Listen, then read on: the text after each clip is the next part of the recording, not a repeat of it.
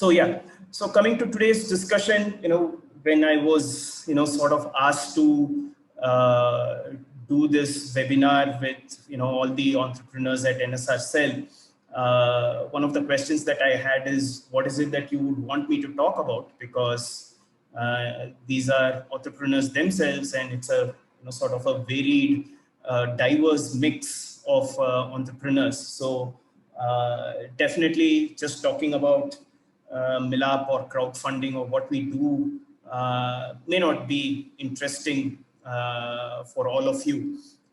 So the questions then I asked myself is, what is it that would make sense for all of you? And given the fact that most of you are in different stages, some of you early stage, some of you probably slightly later stage, first time entrepreneurs, straight out of college versus people with experience and so on. So thinking of all of those, what I thought is, we've been around for 10 years. We launched in 2010. And, the first office was at NSRCEL. We launched in June 2010, and we got incubated around August, September, if I'm not wrong. So what I thought is, while there's a lot of talk about, a lot of people have spoken various things about how their organizations have done things right, how they've succeeded. I probably thought, hey, you know what, why don't we go back in time and talk about, the 10 mistakes, mistake / blunder / misconception / myth we had at that point in time in each of those years. Because my belief is, while each of our successes are very unique, when it comes to mistakes and failures, there's a lot more commonality and a lot more things that we can learn from all of us. So I thought, instead of talking about how we have grown or what are the awesome things that we do at Milaap, I just want you to walk you through what are some of the things which, in the hindsight, looks like a mistake. And the hope here is, if you are in a similar space, if you are in a similar journey, you can just know that it is okay. I mean, right? Everybody makes those mistakes. You can look at us. We've been around for 10 years, despite doing all of those things that I'm going to talk about.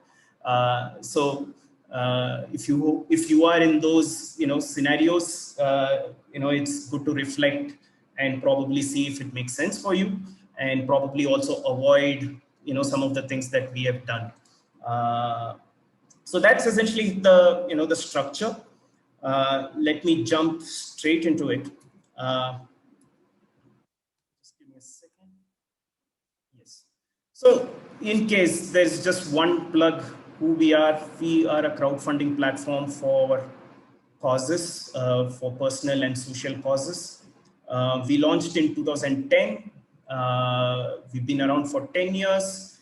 We have gone through pivots. We have gone through change in product offerings, change in business models, and so on and so forth.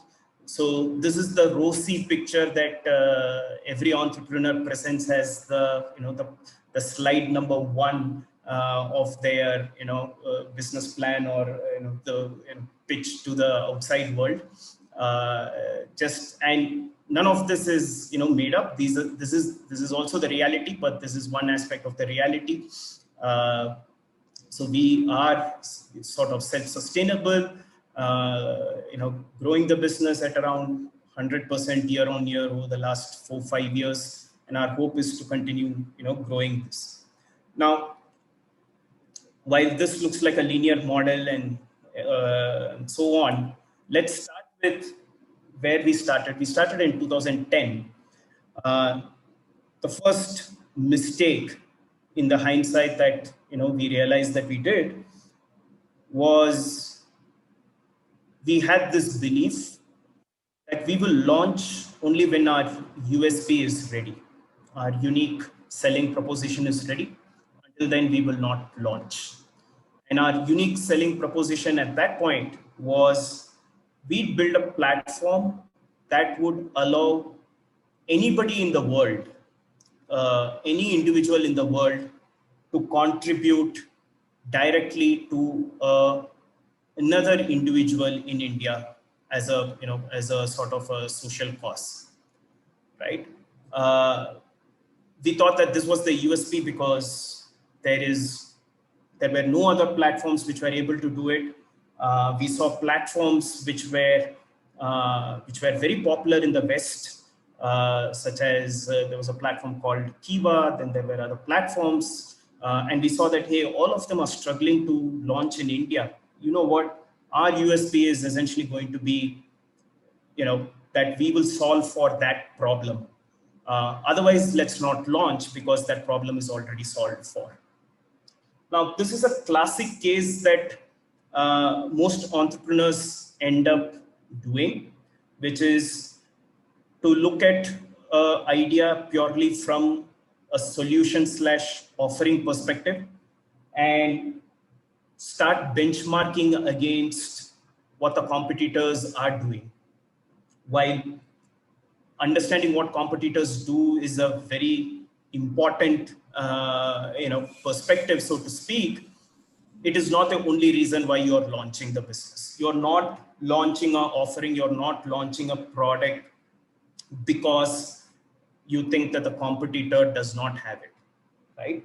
The competitor may not have it, or the existing incumbent, as I would put it, rather than a competitor, may not have it for various reasons. Maybe they find the market too challenging, maybe they find the market too small, maybe there are other challenges per se.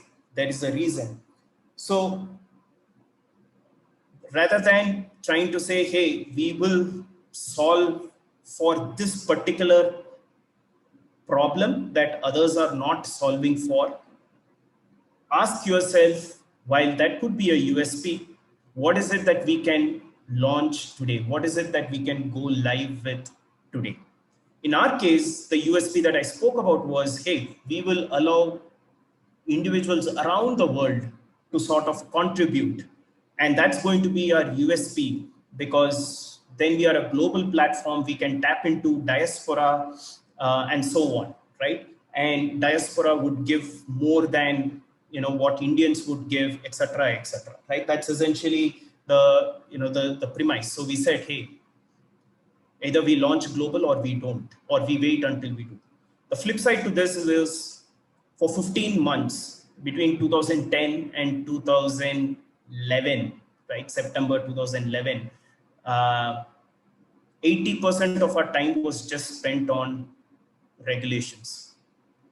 We were just trying to solve for regulations and nothing else. Not even, I mean, we had a working prototype out there, but we weren't making any effort whatsoever to get the prototype out there, because simply we thought that this is the USP. Once we commit, we'll capture the market, etc., etc. Hindsight, today, people from outside India constitute to less than 15% of the volumes. 85% of our volumes essentially come from India.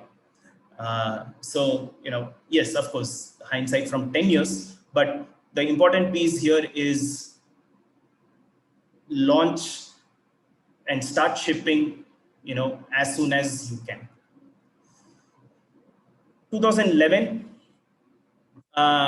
this is a classic case. So, you get some incubation out there, you have a working prototype, and the next thing that we ended up doing, and we realized that some of us would have also, is, hey, to validate our theses, let's participate and win business plan competitions, which essentially meant most of our time, most of our effort went towards building business plans, theoretical ones, modeling for 5-year projections, 10-year projections, and whatnot, and very little time or effort going into actually executing the business that we started, right? While there are pros and cons, and there would be, I know I'm also speaking in a in a incubator forum. So while there are pros and cons in validating the thesis, it's important to understand how much of our time goes into theoretical exercises versus how much of our time goes to actually talking to customers and winning businesses as opposed to the competitions alone. What it ends up doing is you start running the business more in your head than outside, so to say. So 2011 was that period. Literally, we must have participated in, I don't know, probably 10, 12 business plan competitions, made it to various levels, etc. But from a business standpoint, we did not have anything significantly sort of learned than what we knew at the beginning of the year. So, if I were to go back in time, I would essentially also say, let's first get some business going and see what the business looks like before we start building out a business plan. 2012, 2 years into the business, we've sort of won a bunch of competitions. We have some money. We have a small team. We built a website. We thought the USP that we wanted came in, and literally nothing happened. The USP was just another feature. That's all. We thought we will just blow up in terms of growth, but really nothing happened. And that's the primary reason why, if I were to look back in time, why that happened was, and this happens especially for online businesses, especially what you would call as two-sided marketplace, and I say in quotes because I'll come to it later, where we do not, more often than not, we do not end up defining who is our customer. Who is our customer that we are solving this for? Who is our customer who will pay for this? So in a marketplace, like for example, the platform that we were, and the version 1.0 was, we were enabling individuals to lend money to borrowers, microfinance borrowers on the ground. And we did this by partnering with on-field organizations. So think of it as a C2B to B2C, right? So technically the experience is a C2C, like individuals are helping individuals, but in the middle is Milaap and on-ground organizations and so on. We sort of charged a fee to the end borrowers in terms of for raising the money, and for the lenders, there was no real sort of monetary incentive except that the money that they provide comes back to them if the borrower repays. So it's almost like an interest-free loan, as you can call it, for various reasons, but primarily to keep the model simple, we ended up. The challenge with this model was, in the hindsight, we clearly did not define who were we solving this problem for.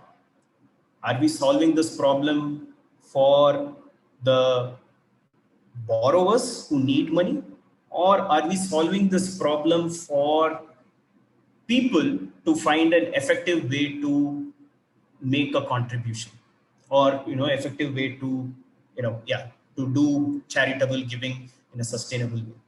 We thought, hey, we are solving for both. Both of them are customers. For both of them, there is value proposition. The reality is, even if you were to be a marketplace, when you begin, you have to define who the customer is, and you have to start building your product, building your offering centered around that proposition first, before you think about solving / building it for the other side. And this is important because if you try to solve for both on day one, you will solve for neither, which is why even 2 years into the business, we couldn't understand why we were not able to gain the traction online that we thought we would. Because on one side, the borrowers would only benefit if we raise money from lenders, but we clearly did not define, hey, if lenders were our customers, what are we solving for them? What is it that we are solving? Are we solving some pain point that they otherwise see in the world? And the answer was not really. I mean, people wake up to search for where can I buy a book, where can I buy a ticket, where can I order food. Nobody wakes up in the morning saying, hey, where can I donate money to a good cause? Right? At least not yet. So that's one simple indicator. If you are a marketplace or if you are trying to figure out who is your customer, Google keyword planner, Google search volumes, Google trends is essentially your best friend. You can go there, see, hey, this is the problem that I'm solving for this particular segment. Do they really need this? And of course, my experience is limited to B2C, but I'm sure that there could be some parallels for people in the B2B space also. But yeah, I mean, everything that I say is true. The opposite of it could also be true. So, yeah. So 2 years into the business, we did not define who we were solving for. So in 2013, and I'll probably pause after this so that I can take some questions if there are any. This is what I call as the phase one of our journey. In 2013, our belief was, hey, it's been 2.5 years since we launched, and we are not seeing traction in the business. Maybe we should do some marketing and grow the awareness, grow the visibility first. Once we grow the visibility through marketing, organic, virality, everything else will follow, because now you have a sort of a steady, sort of audience who knows about the product. This is a common sort of a pitfall that most of us fall into, which is when we see that the traction that we hoped for does not arise, the questions that we should probably be asking, but we forget to ask is, hey, is the traction that we seek realistic, number one, or meaningful? And two, is there anything wrong with our offering? Is there anything that we need to modify in our offering to make the to get the traction right? Instead, most of us end up saying that, hey, traction is a function of not having enough visibility, so we need to get visibility first before we even see whether virality or organic kicks in.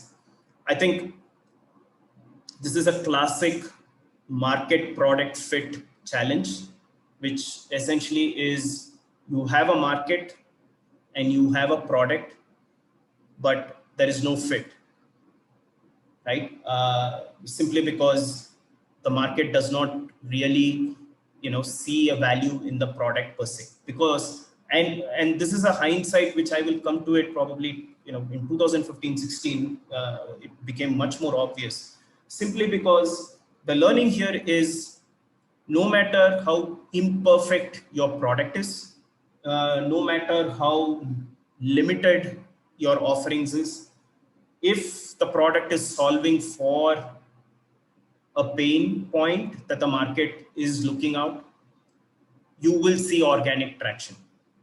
You will see that kicking in varying sort of spikes, but you will see. And until you figure that there is a market product fit, in the hindsight, this is what I would have done.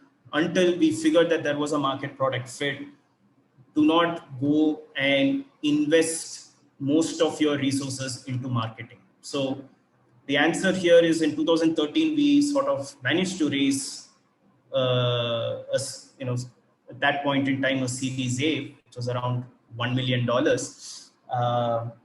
thanks to our business plan articulations. And by end of the year, we might have sort of, spent almost a quarter of it in various marketing initiatives. Like we did a huge sort of a marketing outreach in the US. We did a bunch of things in Singapore. We did a lot of things in India, all of it. And whenever we did marketing sort of, campaigns and other things, it would spike.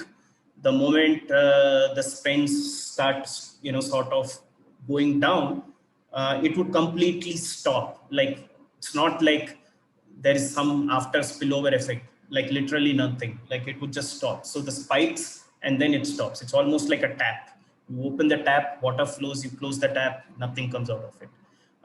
Simply because, we still, even in 2013, we did not have a market product fit, to be very honest. So that was end of 2013. We had 3.5 years into it. We had probably spent half of the money that we had, or probably little less than half of the money that we had raised in 2013 only. Things were becoming a bit sort of concerning. And then we, entered 2014. If anyone has any questions, let me know. Otherwise, I'll probably just go straight into the next one. Hello, Anoj. Hi, Shashank. Yeah. So much of what you told me related to me because I also run a crowdfunding website. Oh, fantastic. Yeah. And so much of what you said, like I went through it, and I realized I was like face palming myself every time you said it. So I ran a scientific crowdfunding platform called Back Your Science. Okay. The USP was that it will only raise funds for scientific projects, like research projects. So I also couldn't find out how to define my market segment. And I mean, I vaguely said high value consumers, but I didn't know what I was talking about. And we currently operate only in India. So how did you, how do you work in a situation where you're getting projects from one end, but you don't have funders to fund it? Got it. So I will come to it in a slide. So the short answer, Shashank, essentially is, and I can go into depth either if there's more interest here or probably one-to-one later. Most of the websites that we think are marketplaces are essentially not marketplaces. Marketplace is something where there is an actual sort of demand for something. In this case, there is a demand for wanting to fund, right? And then there is a supply of projects per se, right? Which is essentially your organizer. It's a very similar concept, right? It applies everywhere. It doesn't just apply to crowdfunding. Any two-sided marketplace, you have to say, hey, who is transacting and who is providing the material / content for people to transact, right? Most of us think that we are in marketplaces. The reality is we are not, and that can be simply found by what I just spoke about, which is doing your Google keyword planner search trends is essentially what it is. You would rather see more volumes coming in from people saying, how do I raise money for scientific projects, right? Or how do I raise money for my project or my whatever, etc. per se. So what you have essentially realizing is you are not a marketplace to begin with. You are essentially building a solution, a software solution, a software tool to help people raise money. Yes. Right? Yeah. I mean, I'm providing a place for them to raise the money, and I'm yes. The moment you define your segmentation like that, saying that, hey, I am building a tool to help scientists, PhD students, etc., raise money, right? You have essentially defined that this is the customer. So then you go back to the customers and you start, more often than not, we believe that the customer needs a certain thing, right? Oh, the customer needs more people to come and fund them. Yes, but that's not the only problem per se. Yes, that is one of the, sort of the points, right? But when you say, okay, while that is known and that is something that a marketplace can solve, what else can I do as a tool, as a software, as a product to help the whatever, the campaign organizer, the scientist, etc., to raise money, to bring awareness? When you start defining it in that way, you will find your answers. You will find, maybe we provide solutions like this, maybe we provide tools like that, and so on and so forth. Maybe we, do a bit of curation, and so on. So the bottom line, I'm not getting into the details, and happy to do that separately, but just defining that this is the, segment that I'm trying to solve for, as opposed to saying I'm trying to solve for both or trying to solve for many, will provide much needed clarity. That's my sort of experience, and I'll come to it in a bit. Okay. I think my question goes to Manoj and Shashank. It's actually, I was pleasantly surprised that Shashank has started working on crowdfunding platform for scientific products. So Manoj, I want to like to know is, see, I am an IM incubated startup now. I am working in the biotech space. So we have developed, you can see the picture of my product. It's basically we're developing a biological control method for mosquitoes. We're trying to disrupt the pesticide, insecticide-based repellent market.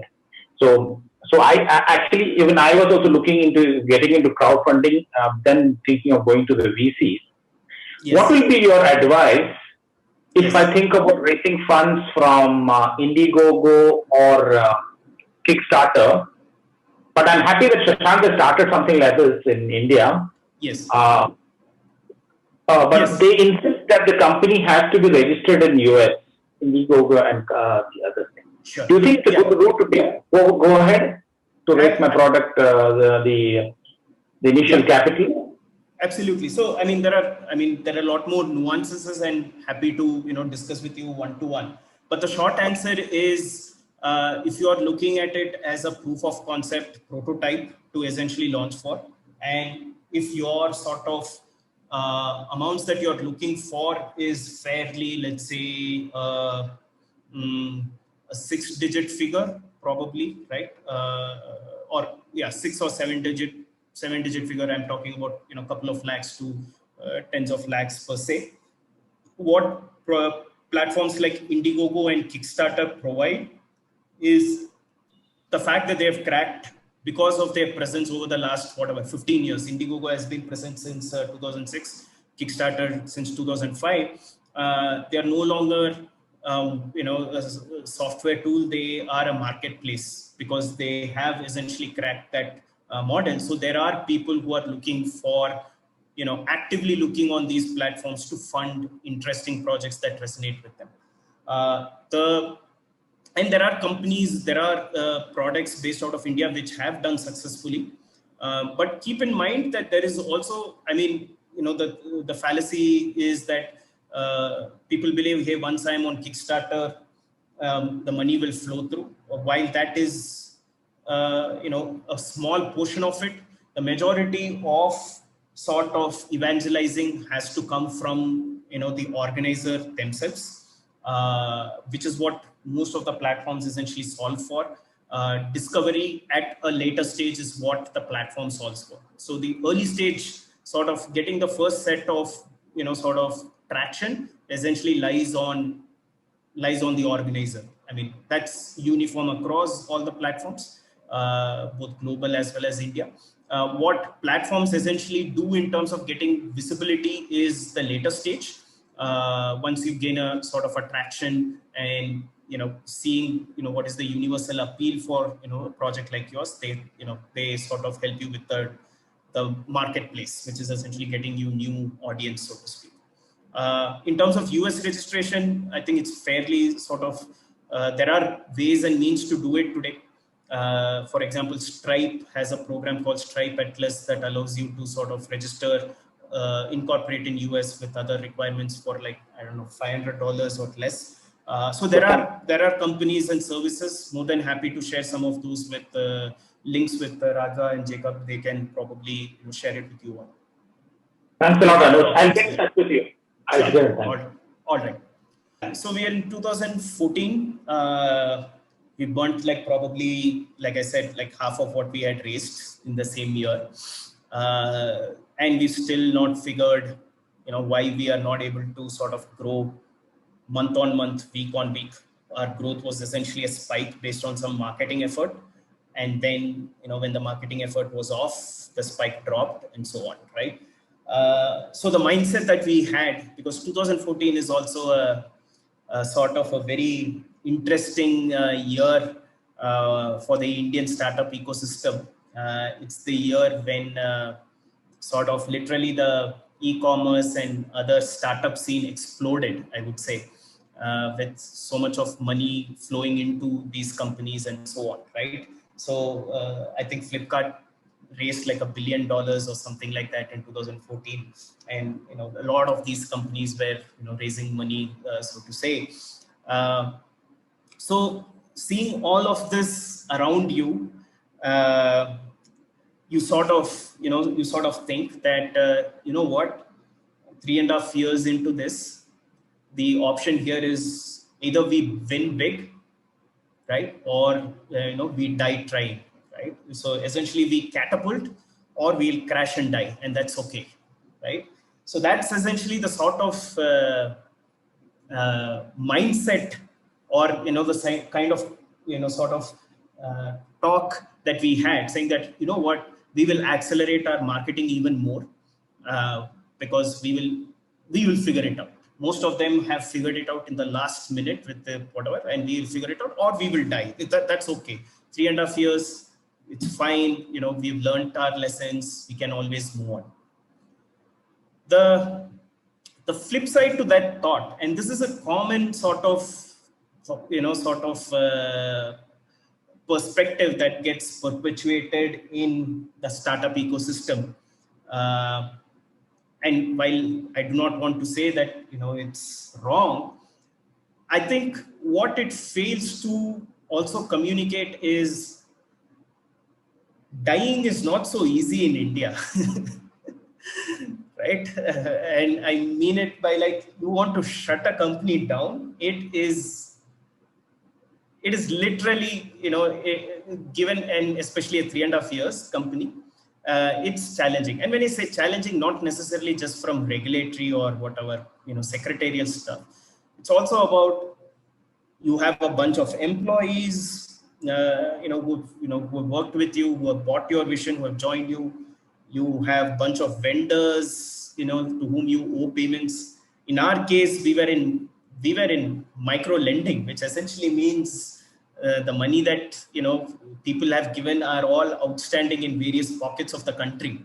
So in our case, dying essentially means what will happen to those money that people have contributed through the platform. Of course, from a legal standpoint of view, it's always covered in terms of the risks and so on and so forth. But that's not what you want as an entrepreneur, right? So, and that also brings me to the discussion in general about the fallacy of warfare taxonomy that we have in our business communications. We talk about kill the competition, capture the market, we'll blitzscale, we'll bulldoze through, and so on, without sort of really understanding what those actually sort of mean in business, right? And I can tell you, we almost ran out of money in 2014. Like, we were just 2 months of money, and we tried to plan how to sort of shut down the business, and we just couldn't. and not because of any attachments to the sort of the idea as such, but we just couldn't sort of, I spoke about the various things in place, our business model, etc., etc. And we realized that, no, there is, I mean, even if we want to do this, this will, even if we want to close, this is going to go for another year and a half. And it is going to be challenging. I mean, we have fiduciary responsibility for people who have invested in us, customers, vendors, etc., etc. So when you run out of money, that's when you start thinking about, okay, what is it that will actually work for the customer? So we sort of did a last minute pivot in, I think, around August, September 2014. And the pivot was nothing extraordinary. It was something that people always sort of wrote to us, asked us about. Over the years, we've done a lot of things right. And so I'm talking about my mistakes, but we've also done a lot of things right. So over the years, people who have used the platform used to write to us saying that, hey, there is this security guard in our apartment. He needs money. He has met with some emergency. Can Milaap lend money to him? I can stand as guarantee. Or, there is this, project that we are trying to do. Can Milaap lend us money? Because that's essentially what we were doing at that point in time. And every single time those kind of requests, we used to get it like some 6 to 8 times a month. We used to think like, we can't do this because, at that point in time, there was no like real Aadhaar, scaled Aadhaar or digital lending, etc. So we said, how can we do this? No, we will not be able to do this. Our mind was so sort of structured in what we have and how to make it work, as opposed to just, this is what people are asking us. Is there a way we can solve that, solve for that, as long as it's not too tangential? And we ended up, sort of going that route because we had no other option. That's how we launched, the second Milaap 2.0, which is what you see today as, most people know as Milaap, as a, crowdfunding platform where people can raise money for personal and social causes and needs, so to say, as opposed to, a marketplace model where we show whom you have to lend and, and then get people on board to, contribute. So yes, 2014 in that way was a sort of a huge learning. The reason I bring it up is all of us will figure our paths. Just don't wait for money to almost run out to figure that. And we realized that the model had market product fit because whatever we did using the new model, crowdfunding model, in 6 months, we launched it in September 2014. By March 2015, when we closed the books, whatever we had done in this new model was much more than what we had done in the 3.5 years of work before. Of course, absolute numbers were still small, but that's when we realized. And with like literally 2 weeks of, some product changes, a lot of manual effort in handling customers and explaining and so on and so forth. Just working like, we need some revenues. So what do we do to get those revenues, as opposed to, thinking of scale, burn, etc., etc. So that's essentially, we learned that, hey, this is a problem that is worth solving for because people are using this platform. We literally did not invest in marketing in those period, but except for telling the existing customers, hey, we are now launching this. If you know somebody who would benefit, please let us know, etc., etc. I wrote, I used to write one-to-one emails and so on. And that's how people started using it, word of mouth. So you will see word of mouth when people see value in what you're offering, right? Most of us try to break our heads, hey, why is my product not getting the word of mouth? Word of mouth can be positive or negative. But any word of mouth will happen only when people see value in what you're, what you're offering. And we realized, okay, this is a pain point that I can solve for, because here I'm no longer worried about the two-sided marketplace. Of course, people asked us the question, how will you bring more donors beyond my circle and the others per se? But they were also happy that we were solving for certain things around trust, around verifications, around payments. Way back in 2015, not so easy to get a payment gateway, let alone a payment link or a page, solving for that, customer service, and just generally trust, so to say. So the biggest mistake that we did in 2015 was, once it started working, we started looking out to see, are there such kind of models outside? Because let's get some inspiration from the world outside India.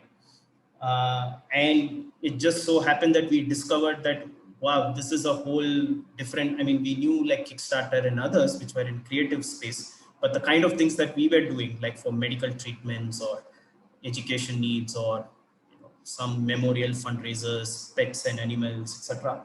We realized that, oh, there was this platform which is so big in the West, and we did not even know about them. And we thought like, okay, this is going to be huge. So let's find out what are they doing.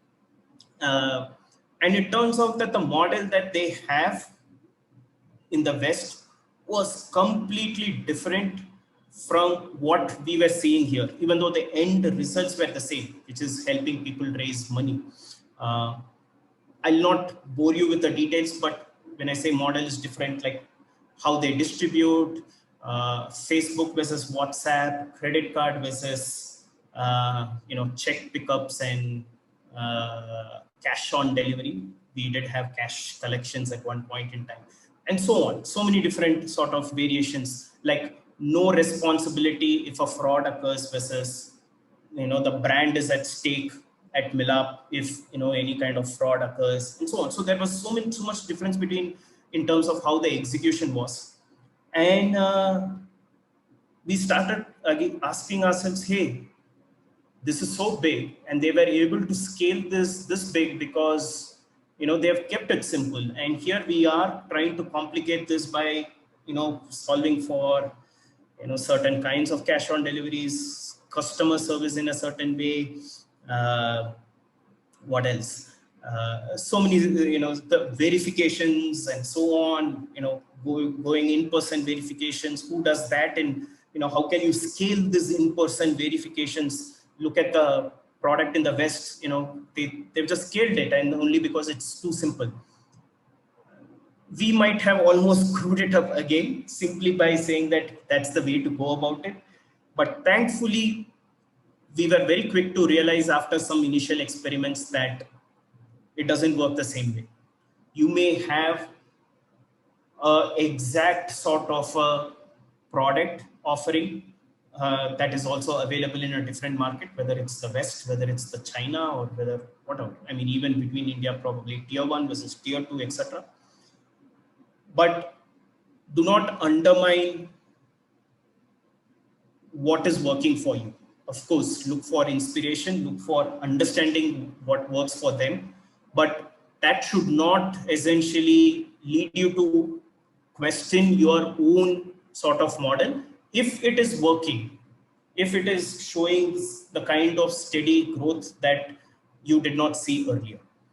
This is very important because most of us get fascinated by these models out there, and we say we'll make it for India, and only to realize that it's so different.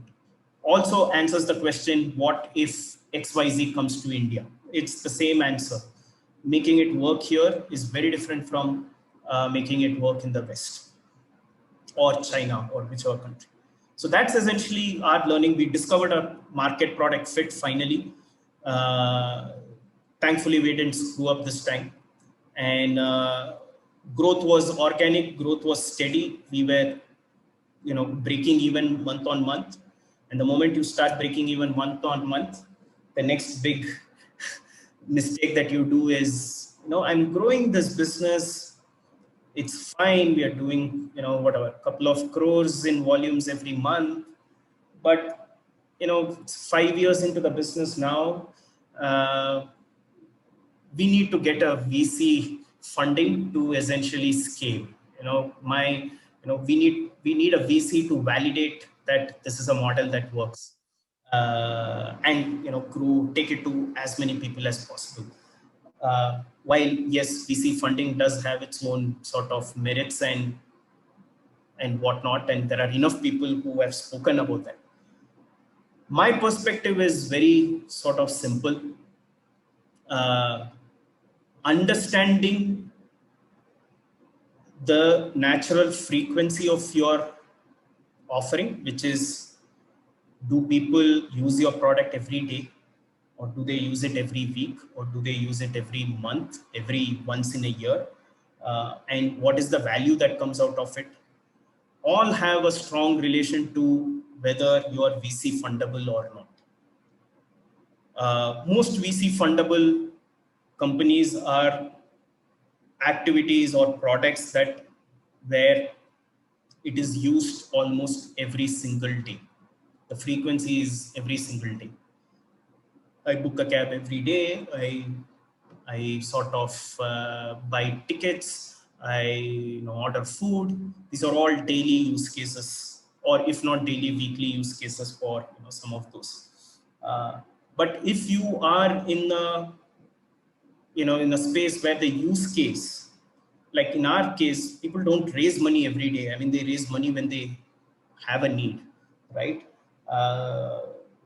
No amount of marketing, no amount of awareness is going to change the frequency of the use case. What it could certainly do is probably to get more people know about the product, but the primary challenge that will still remain is the frequency in which somebody will use your product. And when you try to alter the frequency, which is essentially trying to spend money, burn in, incentivize people to use it, etc., than their usual frequency of sorts, you are again going down a unsustainable path. So whenever people, like I had somebody just ask, should we go for a VC funding, etc. The answer that I would say is, why do you need the VC money for? Like, there are two reasons. I mean, there are kinds of VCs who essentially invest in companies' products which have long gestation periods. Like, let's say you are in an R&D space, and it will take a while before you start seeing. And there are certain segments, and there are segments which are primarily because to accelerate consumer behavior, which is already there, and you accelerate through marketing-driven growth and so on and so forth. If your product offering does not fall in either of those two categories, it's important for you to not just understand, yes, VC funding is fine, but what amounts, what volumes, how much of it, what is the expectation that you're setting, etc., is something that you need to sort of introspect, because the reality or the outcomes is mostly because people try to alter. Like, whenever things fail, it is because you're trying to alter the natural frequency or the natural use case of a product. And when you realize that you don't have any more money to do it, you crash and burn. The challenge in 2016, or the biggest mistake, was also, we attach, as entrepreneurs, we end up sometimes, for me more often than not, attaching our self-worth to a business outcome. So even though I was running a business which was fairly on a break-even model and having a meaningful impact, I felt like I wasn't successful, because there's no, we don't have a top VC funding. In fact, there was one VC firm with whom we met 15 times that year. It almost went to a stage where me and my co-founder had a 3-course meal with all of the partners to walk through like the terms of the term sheet, etc. And then it didn't happen. We thought like we've made it, and then it did not happen per se.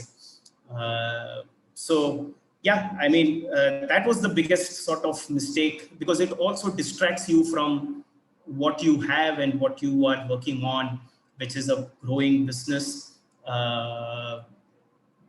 And you end up looking for other things. There's an interesting, I'll probably at the end of this session, I'll probably share a link. I had done a slide share. I had given some talk somewhere 5 years ago on fundraising 101. And it's on SlideShare. I just looked at it today. And when I saw that, and when I realized like how wrong could I have been, and it's only 5 years on, on fundraising 101. Probably I'll share it at the end of the, the talk. Okay, so we were not able to get validation through VC funding. So what do we do? Okay, let's get acquired. Right? Because our validation is essentially, hey, if we get acquired, then we can, we can have this badge in our, in our chest saying that we've built a successful business. We have seen through the life cycle of a business. And while of course, none of that happened because I still continue to run the business. I think the biggest learning, and this is more personal than anything to do with business, I think the biggest learning for most of us that we should ask is, often as entrepreneurs, we have sort of goals, aspirations, which is to say, hey, where do I want to see myself when I'm 30 years old? Where do I want to see myself when I'm 35 years old, right? Or whatever, 40 years old, or where do I want to see myself 5 years down the line, and so on and so forth. What we rarely ask is, where do I not want myself to be when I'm 30? So basically we define the ceiling. The ceiling could be, hey, I want to build $1 billion company, or the ceiling could be, hey, I want to sort of create wealth for hundreds of my employees, or I want to be a millionaire, start investing, blah, blah, etc. And these are very, realistic sort of ambitions to have. There is no question on that. But while the ceiling is known, we should also ask ourselves, what is the floor? Because the floor essentially helps you decide whether this is worth pursuing or not. Most of us look at what our ceiling is and then benchmark against what what we aspired for and where we are, and then make a sort of a decision. Is this worth pursuing for? I've spent 6 years into this. Does this even make sense anymore? Blah, blah, etc. Whereas subconsciously you might still be interested, you still enjoy your work, but you're not able to sort of articulate it clearly because you've only thought about the ceiling, not the floor. My floor would have essentially been, if I had gone back in time when I was 21, when I started this, I would have basically said, at the age of 30, I should not be broke. I should not have any debt that I can't service. I should be healthy, in a good state of mind. And I should have enough sort of, visibility in terms of, and I should have enough visibility in terms of where the business is going, right? So the reason why I'm putting this out there is, while all of us have aspirations, we should ask, what is the floor? Like, what is the place at which I call it quits, right? And when I did this exercise with myself, I was turning 30 around that time, and I realized that while yes, I did not achieve what I thought I would, I'm not doing bad either. And most important, I am enjoying my work. So, I will continue to sort of, build the business. So that's essentially where we were, so 2015, 16, 17 was all about figuring out market product fit and then trying to scale in different ways. And then realizing that for this particular business, the only way to grow is to grow sustainably, where you have control over cash flows and ensuring that, you continue to enjoy the work. So that's where we were in 2017, probably the next couple of years, and then I can take questions. If there are any questions here, please feel free to ask me on this or even other things. Anoj, Yes. I have got a question from Simana Gauda. Sure. What's the difference between P2P and crowdfunding platforms? There are different kinds of crowdfunding, which is you can raise money as charitable contributions / donations, right? You can raise money as loans, or you can raise money as equity, somebody investing it in the form of shares, so to say. And then, of course, there is the fourth one, which is essentially you can raise money in the form of a future product or an offering against the money that has been contributed, which people call it as rewards or pre-order.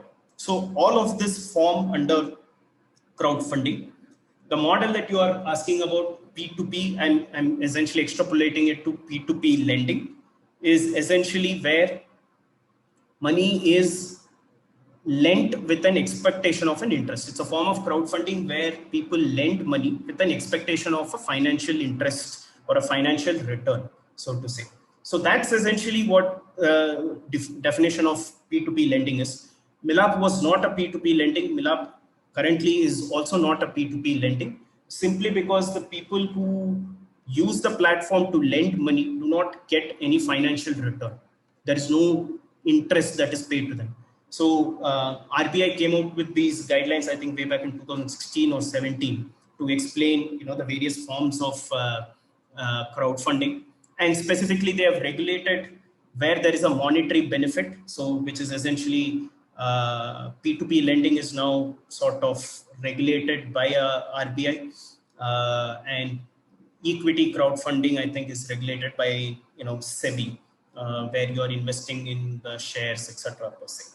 Here's again one more question. I would read Sure. that. Why enterprise get built on personal ambitions, not on measurable impact on customers and society for solving problems? Why enterprises get built on personal ambitions on personal ambitions, not on measurable impact on customers and society for solving problems? Yes, very interesting question. I think yes, enterprises should be in an ideal world be measured on the outcomes per se, but all of us have to realize that the enterprises that are what we call disruptive, or things that we thought wouldn't have been possible 10 years ago or even 5 years ago, which are now possible, is primarily because of personal ambition / passion of some entrepreneur somewhere in the world saying that this is how I envision this, right? And of course, most of it may not become reality, or even if it becomes a reality, not something that is reaching the masses per se.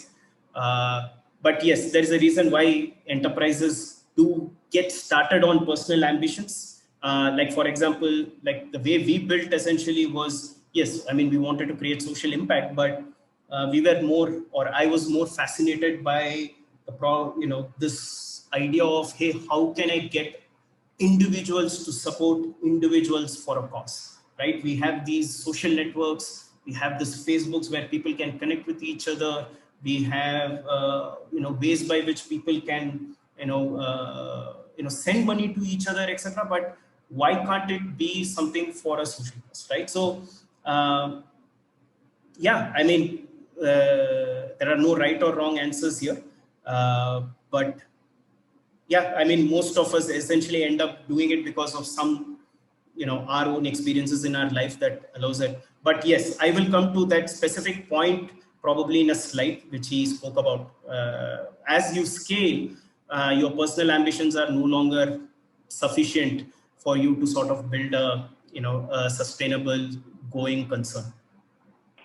Okay, one more question I have, and he's Praveen Venkatagiri.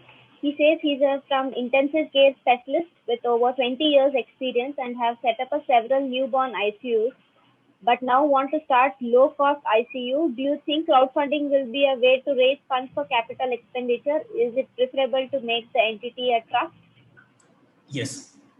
So two parts to the question. Of course, crowdfunding We have seen in the past where, specifically for medical related projects, not just for individual patients, but also for systemic interventions, we have seen interest,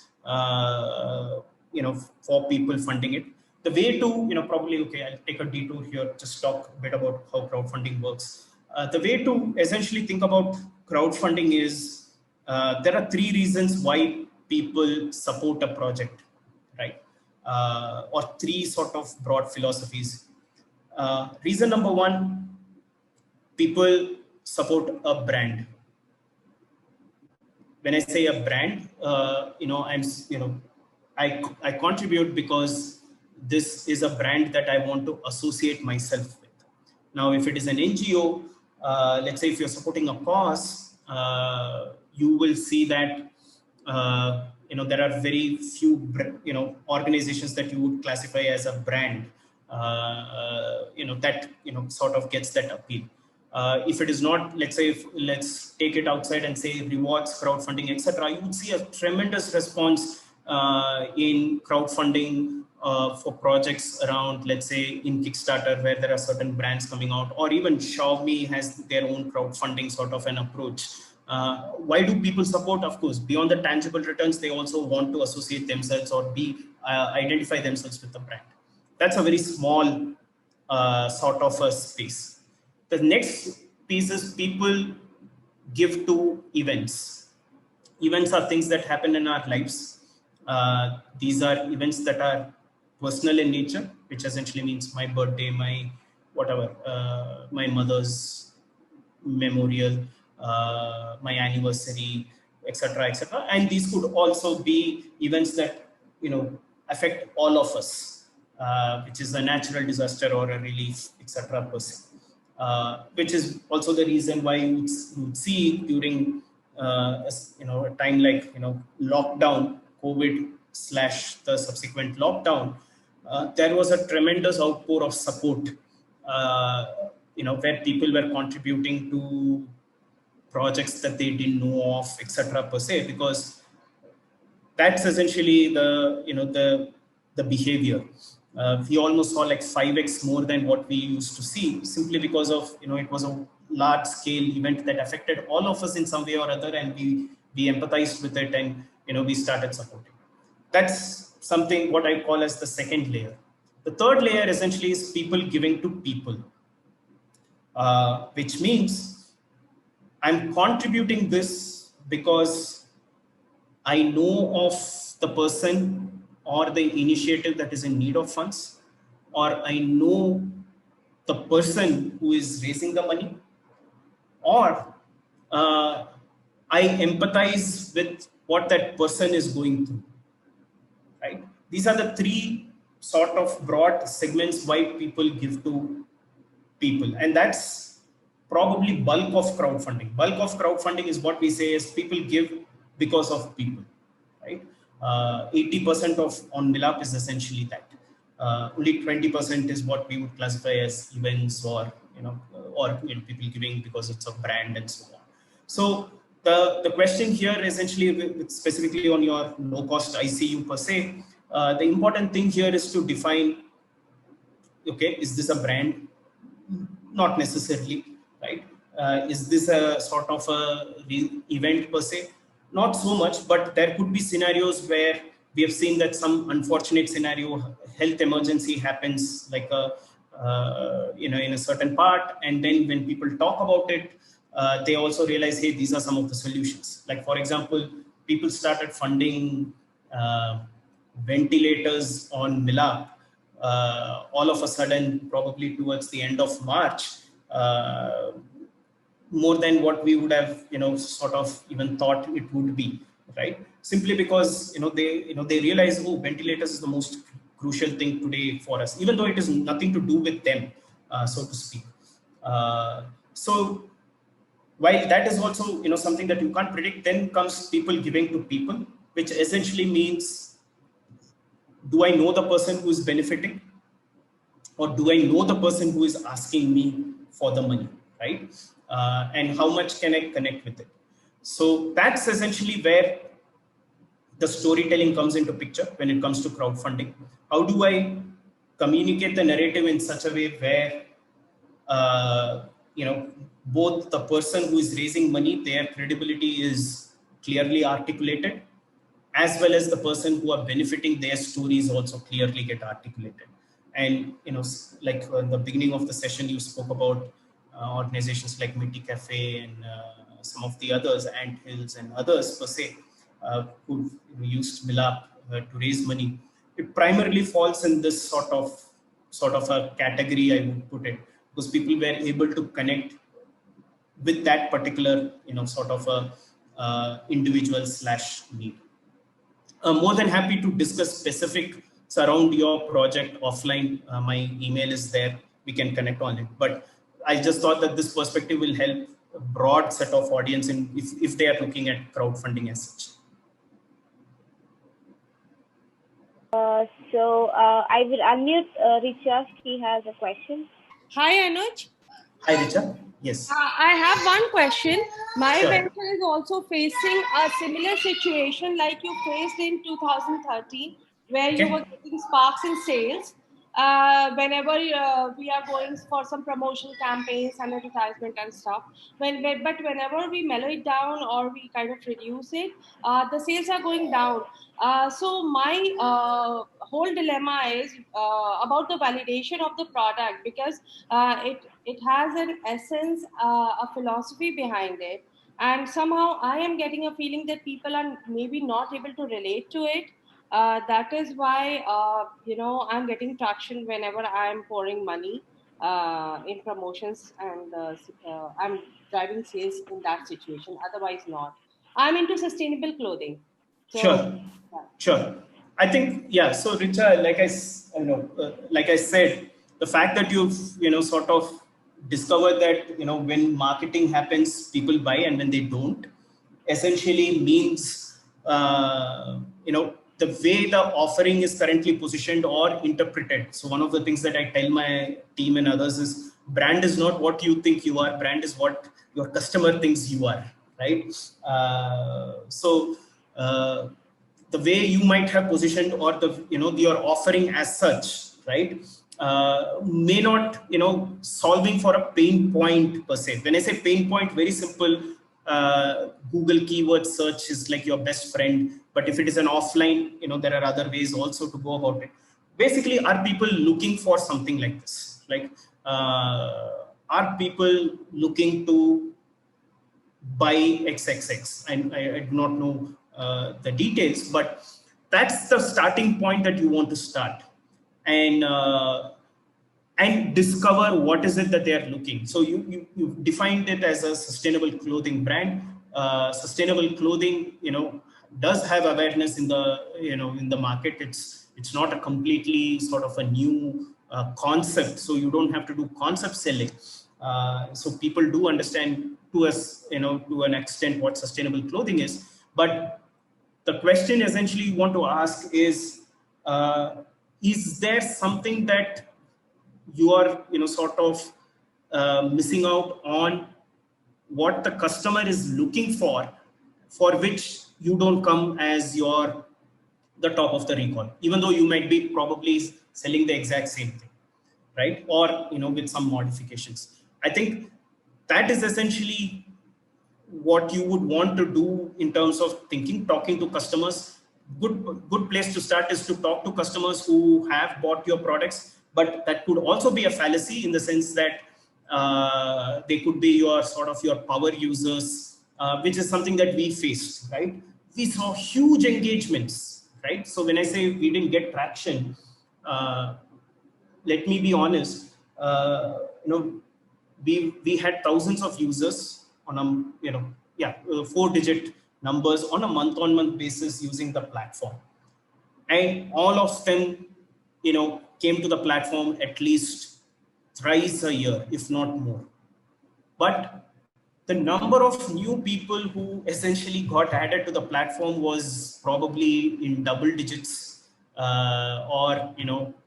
probably in double digits every month, or sometimes single digits every month in certain, depending upon, you know, whether we pushed for marketing or not. So what we ended up realizing is we had a small set of audience which loved what we were doing, but beyond that we were not able to go, which is why we realized that sustainable hand up giving, while there are a lot of people resonate, so while there is a set of people who want to do it that way, that giving / philanthropy has to be, you know, sustainable, etc.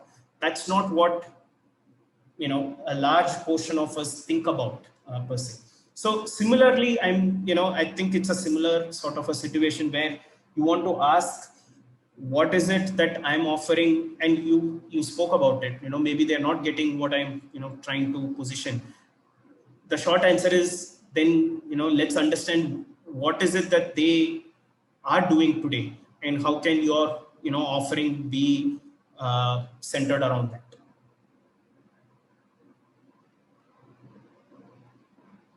Yeah. Okay, so we have one more question from Shashank. He says, if there is no monetary benefits for funding for a cause, can reward-based crowdfunding work? For example, access to the project or personalized gifts and merchandise, etc. Yes. So so is that specific to Milaap or general? I'm not sure. Let me check. He says no, in general. Yes, you can offer monetary rewards per se. You cannot offer monetary like direct cash as such, but yes, you can provide rewards. There is nothing that stops you from doing it. Rewards crowdfunding is allowed in India, and there are no specific. The regulations are the same as the donations crowdfunding. Okay. Okay. Anoj, I guess you can go ahead. Yeah. Sure. For the next slide, yeah. Sure. Okay. So 2018, the biggest mistake that we did was we were 35 people at the beginning of 2018, and by the end of 2018, thankfully the business was growing. We almost reached which is not much, so my numbers are all like very measured. So we were almost like 75 people by end of 2018. While we spent a lot of time trying to scale the business, our perception was, you know, we can scale the business with the same culture. So culture is essentially what, I mean, most people ask, what is culture? You know, culture is essentially what you recognize in a company, what you reward in a company, what you penalize, what you know, say that you will do, what is it that you say that you will never do, right? As simple as that. Like, I mean, it's much whatever more nuanced, but let me keep it very simple. That's, you know, the brief. We thought, you know, we had a certain sort of working style, you know, sort of people in their careers coming from, you know, a certain background and so on and so forth. And when we started scaling the business, we thought that, you know, everybody who comes in will adapt to what we have. And that's the biggest, mistake. The other thing that we, you know, essentially thought, and it's a hindsight, hey, we have a culture, and it's like, this is the, you know, sort of the structure where people come in and they adapt themselves to this. The reality is your culture also gets modified every single day, maybe in incremental parts, but it is a constantly evolving thing and not a static thing that you define at a certain stage and saying that this is what is our culture per se. It evolves based on the people who are coming into the business. It modifies based on the people who are transitioning out of your company, but it's constantly mobile, right? The level of sort of change is dependent upon how well you have thought through. If you lose sight of it, it can go all over the place. if you have a better awareness, then you have a control over, how it evolves. But the reality is there is no such thing as this is our culture. What it is this is our culture at this point in time, and these are the common values of the culture, but it is not static. And that's the learning that we had, because the kind of stuff that we did to scale the business, we realized that is only possible if we made modifications or if we adapted to some of the challenge needs that come with. And when scaling also puts a sort of a break on your existing culture. The simplest rule is this. I mean, if this is all abstract, you can just keep it this way. The processes and the people that you have will always sort of break in the factor of 3, which is a 3-member company. The moment you scale to a 9-member company, it will break if you have not made adjustments for accommodating to that 9-member scenario. A 9-member company will break. The culture at a 9-member company will break at 27 if you have not made changes. The culture that you built for, let's say, a 30-member company will break when you move to 85 to 90-member company if you don't make changes, right? And if you are not aware that, if you're not conscious about it. So that essentially, sort of was our biggest mistake in hindsight. And, realizing that, you will have to constantly keep a tab on, the people and people related processes as you look to scale the, business. How much you want to scale the business also has an impact on what kind of people, what kind of values, what kind of systems you want to have in the same place, because not everybody wants the same thing out of the business or out of the organization. 2019, which is last year, the biggest mistake that we did was, we are now a 8.5-year-old company. We have a fairly sort of established model. Of course, we are not out of the woods anytime, but it's fairly sustainable. The growth is okay, but how do we again grow this much bigger? And the idea essentially was, hey, why don't we launch multiple products and see which one works? And we have experience of running this company for 8+ years, so I'm sure we have the ability to launch and we have a sort of a big audience and then sort of a certain brand equity built over the years. So we should be able to do it. And all these big companies or funded companies are able to do it, so we should also be able to do it. The reality, at least for us, was when you lose focus on the core, things go all over the place. So launching a new product is as good as going back to the drawing board and starting. And if you're doing it for the first time, when you're essentially launching a new product in addition to your existing one, it is as good as saying that if you're doing it for the first time, it's as good as saying that you are launching a new startup, which essentially means the approach that you took to launch your first product, right? The kind of resources, the kind of scrappiness, or the agility, the same thing is required for you to see whether it makes sense or not. And you need to build that now within an existing company which has already established processes, etc., etc. So it becomes slightly more harder, slightly more chaotic. I'm not saying it is not doable, but people who have done this have realized that it's much more easier when you plan it as like a new sort of a separate team and a small team and smaller resources, and then go about doing, as opposed to saying that it will be sort of done in the existing existing structures. So we learned it the hard way. We launched 3 new products offerings. Some of you might know, most of you may not, simply because it didn't work. So, and thankfully, we've seen some, sort of initial hypothesis test working out for one of the, the product lines, which is essentially what I showed earlier, to go for crowdfunding beyond individuals raising money. How do we enable beyond individuals raising money for when they need?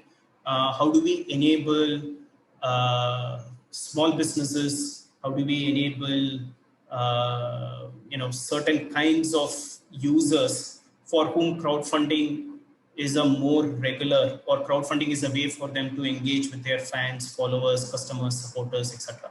So that's something that we have been, we have seen, and also because of an externality, COVID, that sort of got accelerated as well. So, that's something that we are launching early next year. We're doing a bit of private beta with select organizations. The important learning from last year was it has to be a separate sort of a team. So I spend most of my time just doing the new initiative. So happy to connect with you all offline if there is an interest on it. I don't want this to be a marketing plug, but if there is anybody looking at crowdfunding as such, if you're like a small business, or if you're sort of digital first sort of business, etc. We sort of are working on a offering, and happy to connect offline separately on that. Yeah, so that's essentially the 10 years of Milaap. I mean, there's no mistake identified yet for 2020, but I'm sure in the hindsight, I'll be able to come up with something. Yeah, I mean, that's my presentation. I would love to hear your thoughts. If there are any questions about this, or otherwise, would love to, take it. Hello. Yes, hi. Yeah. In your 10 years of your entrepreneurial experience, how do you get up every day and think outside your own head? Because you're always stuck in your viewpoints. How do you try to look at things differently every day? Sure. Very interesting. So I think the short answer that I would give is, you should have a life outside of work. That's probably the the short answer per se. And I would say why. The second answer that I would put as a part of it is looking at entrepreneurship. Most people say entrepreneurs are special, entrepreneurs are heroes. Not everyone can be an entrepreneur, etc., etc.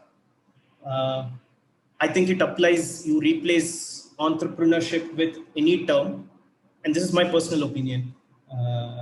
You replace entrepreneurship with any occupation, and they would all sound true. Teachers are special, teachers are heroes, not everybody can be a teacher, and so on. What I'm trying to essentially say is, I think there is this whole concept of hustle and win at all costs, and go big or go home, which is only fed to entrepreneurs, right? It doesn't get fed to a teacher. It doesn't get fed to a it's all high stakes, etc., per se. I think we should just look at ourselves as, yes, we are entrepreneurs because we like to be entrepreneurs. We like to do our own thing. We like to build stuff, and as a result of it, we create value to the society. We create opportunities in the society. But beyond that, there is no other romanticization to be needed, because what happens when you romanticize is it starts becoming a sort of a baggage on your head, which is, how do I succeed? How do I spend everything, living, breathing minute of mine thinking about this product, thinking about this, etc., right? And then we start, doing these things like, oh, if I become successful, I'll be happy. Things like that, right? Whereas the reality is it's different. If you are happy and you enjoy life, you will become successful, right? Your definition of success sort of changes. So the way to go about it is to just say, hey, this is just another job, right? Of course, this job comes with its own responsibilities, but at the end of the day, this is another job. And the second piece that allows me to wake up every day, go and do this because I enjoy it, is I've set a floor for myself. I know a floor at which I will no longer enjoy this, right? And that floor has various components coming in it. That floor has financial expectations, right? The minimum, whatever financial expectations. That floor has certain things around personal relationships. That floor has things like that in terms of the degree of autonomy, or the kind of work that I do, right? It's very important that as entrepreneurs that we introspect and ask ourselves, what is the floor at which I will stop enjoying? Because if you're an entrepreneur and you're doing something already, it essentially means you're passionate and you enjoy what you're doing. So the only way to ensure that you continue enjoy doing this is to ensure that avoid scenarios where you will no longer enjoy, right? So that's essentially what I sort of realized, and not something that I realized on day one or whatever. I probably realized 7-8 years into my my journey, is to set that and then continue going about it. Does that answer? I don't know. I mean, I just went on a tangent, but I don't know if that answered what you had in mind. Hi, this is Shantala here. Hi, Shantala. Yeah. So, Anoj, did you try to get into a hybrid model of social entrepreneurship? Yes. In fact, I was actually in two minds whether to talk about that as one of our whatever discussion points, but I thought maybe given the audience, I thought it may not make sense. Yes, we started off as a hybrid, right? So we launched a for-profit company, and we had a not-for-profit foundation, which essentially did the on-ground activities and so on, right?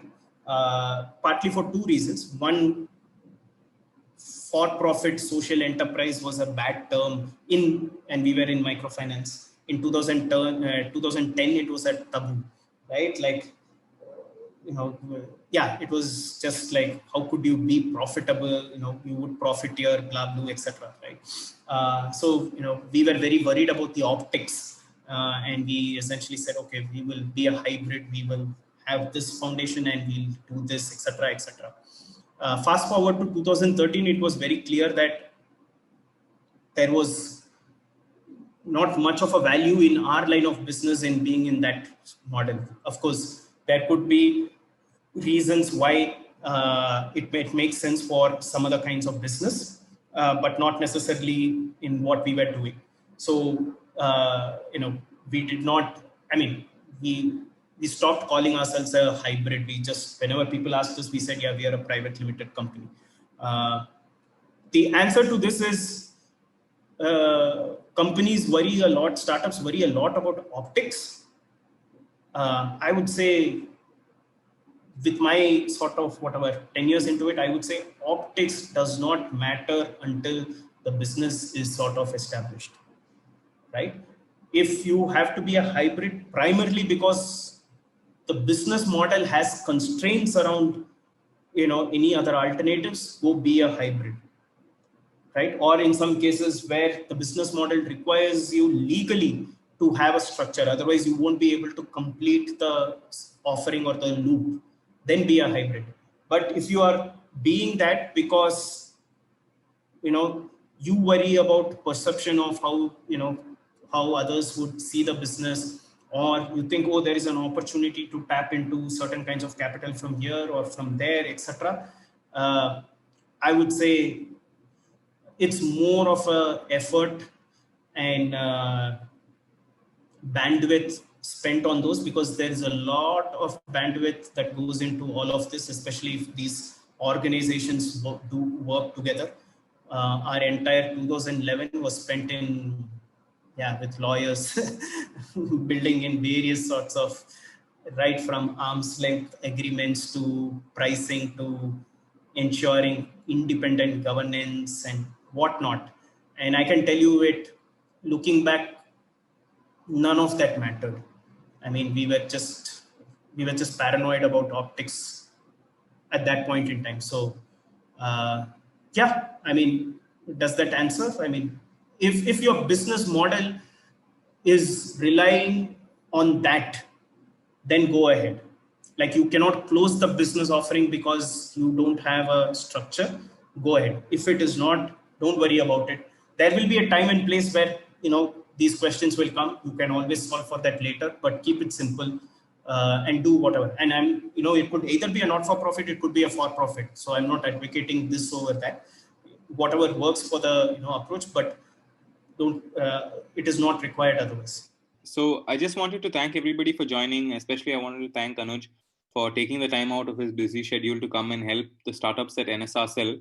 I hope all the startups at NSRCEL or those who have joined had found this session more as interactive and useful as they imagine.